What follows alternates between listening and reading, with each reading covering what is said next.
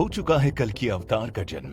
दोस्तों, कलयुग का दौर जारी है और ऐसा कहा जा रहा है कि ये युग अपनी चरम सीमा पर चल रहा है।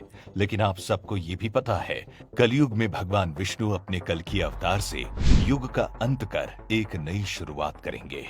लेकिन क्या आपको पता है कि भगवान विष्णु ने अपना कल की अवतार ले लिया है?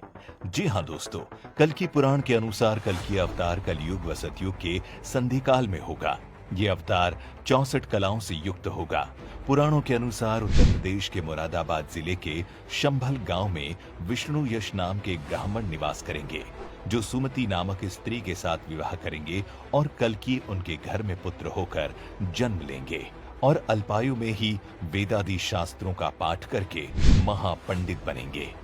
उसके बाद वे जीवों के दुख से कातर हो महादेव की उपासना करके अस्त्र विद्या प्राप्त करेंगे, जिनका विवाह बृहद्रथ की पुत्री पद्मा देवी के साथ होगा। और तो और भगवान कल्कि देवदत्त नामक घोड़े पर सवार होकर संसार से पापियों का विनाश करेंगे और धर्म की पुनः स्थापना करेंगे। वहीं दोस्तों, पुराणों के अनुसार भगवान कल्कि के अवतार को लेकर इस युग के अंतिम चरण पर भविष्यवाणी की गई है। अभी कलयुग का प्रथम चरण चल रहा है, लेकिन अभी से ही कल्कि अवतार के नाम पर पूजा पाठ और कर्म कांड शुरू हो चुके हैं। कुछ संघों का दावा है कि कल्कि अवतार के प्रकट होने का समय करीब आ गया है और कुछ का तो ये भी दावा है कि कल्कि अवतार हो चुका है। अग्नि पुराण के 16वें अध्याय के मुताबिक कल्कि अवतार को तीर कमान लिए हुए एक घुड़सवार के रूप में दिखाया गया है और कल्कि पुराण में काल की भगवान हाथ में चमचमाती हुई तलवार लिए सफेद घोड़े पर सवार होकर युद्ध और विजय के लिए निकलेगा। ऐसा ही कुछ बौद्ध काल में भी बताया गया है कि कुछ कवियों के अनुसार कल्कि अवतार तो हो चुका है। वायु पुराण के 98वें अध्याय 98 में लिखा है कि जब कलयुग अपने क्रम पर होगा तब कल्कि अवतार का जन्म होगा। साथ ही इसमें विष्णु की प्रशंसा करते हुए दत्तात्रेय, व्यास, कल्कि विष्णु के अवतार बताए गए हैं।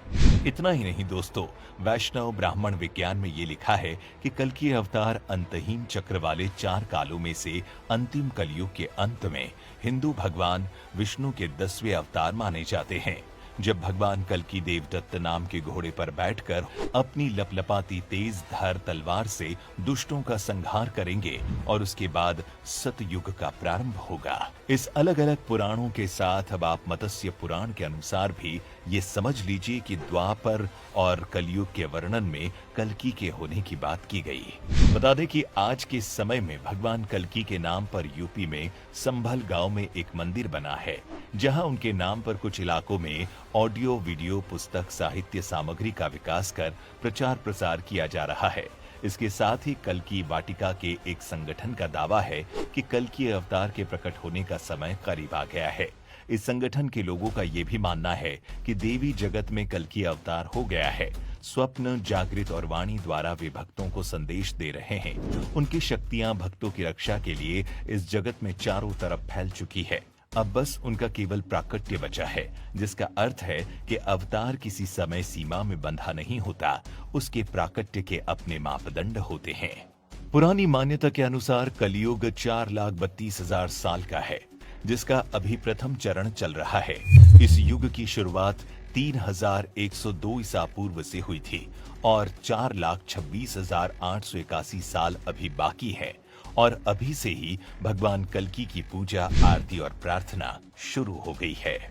वहीं इन सब के विपरीत जैन पुराणों में कल्कि नामक भारतीय सम्राट का वर्णन मिलता है। जैन विद्वान गुणभद्र लिखते हैं कि कल्कि राज का जन्म महावीर के निर्वाण के 1000 साल बाद हुआ था। वहीं उत्तर पुराण में ये भी बताया गया है कि कल्कि राज ने 40 साल राज किया था और 70 साल की उम्र में उसकी मृत्यु हुई। अंततः ये कहना अभी सही नहीं होगा कि कल्कि अवतार हो चुका है या नहीं हुआ है।